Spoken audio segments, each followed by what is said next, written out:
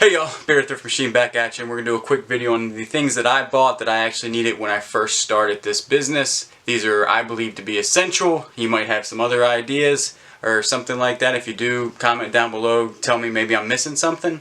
But I'm going to talk about the essential stuff that I needed when I started the business. First, when I started reselling, you do need some sort of camera. Camera phones work the best, or I think so, smartphones. I know I know everybody thinks that people have smartphones, like everybody has one, some people don't. You can easily get just a really cheap digital camera too to take pictures, and that'll work. But I use my phone. Next thing I needed was packing material. I usually can pick up for free. Off of Facebook Marketplace, somebody has moved and they have, bubble wrap or any type of paper that they, are trying to give away for free, and that's usually where I pick my stuff up at. If not, I do buy it off Amazon. The large bubble wrap is the best for protection that I found, and the small bubble wrap is just, to make it look like you're trying to protect. I wrap a lot of my tools in the small bubbles, and anything else that's breakable I use only big bubble wrap. In the beginning I used the small stuff because it was less expensive, but it does not protect the item as good as the big bubbles. And newspaper or scrunched up paper I found is like a suspension tool to keep it in the middle of the box works the best. I feel like it has the best protection around it, but that's just me. A printer, I know a lot of people are, they have the dynos or something, a thermal printer. I would like to get one. I'm looking at my stuff right now on eBay, and I've done sold 675 items, and I still use a inkjet. I know it's costing me money and stuff like that, but I have not pulled the trigger on a thermal printer yet. I will soon, but right now that still works for me. I go through ink, not that fast, but I just haven't bought one yet because they're expensive, and right now I need a lot of cash flow coming through, and I know that business-wise, investment, I get it, but I just haven't done it. And it's not you don't need it, you just need something to print your labels. I would always print my labels at the house. This is something you need to do to save money, is definitely don't go to the post office and have them print your labels for you. Find a printer, a cheap printer, doesn't matter, to print your labels at the house, and that's good enough.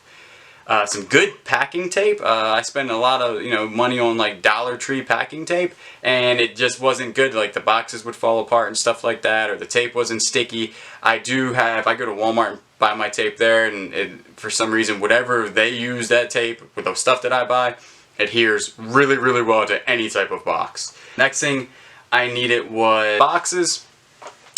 We actually get most of our boxes. You can go to the United States Postal Service website and have them. Again, I didn't know this when I started.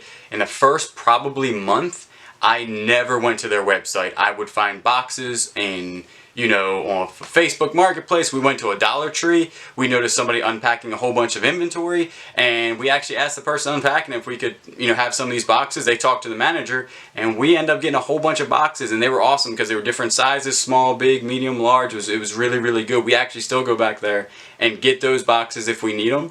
So that's always an option. But you can go to, if you're sending stuff priority mail, there's no reason that you should not be going to the United States Postal Service website and getting this stuff for free. It ships right to your house. Super easy. Again, for the first month, I did not know that, and I spent a lot of money going to Walmart and spending 80 cents or $1 on boxes, and it wasted a ton of money. But now I know United States Postal Service website, get the boxes, boom, that covers that. And then the other thing that I think is super important that you need to have is a quality scale.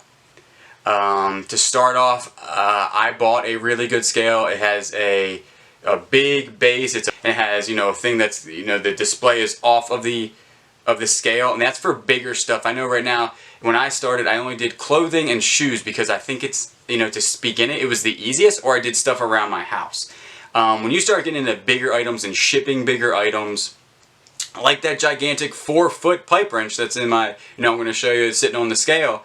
If you come across a 4-foot pipe wrench and you have a very small scale, but you need to know how much it weighs, you need a quality scale to do that. And then when you pack it, you know how much the packing and everything weighs and stuff like that. I will do another video on pre-packing large items and how we got burnt doing board games and cowboy hats. It seems that I have gone over into oversized packing very quickly on those two items, and it costed me, not a lot of money, but it's costed me money, and I've lost on items because I didn't know the packing size or the weights right off the bat. So a good scale. I got mine off Amazon. I think it was like maybe $30 or something like that.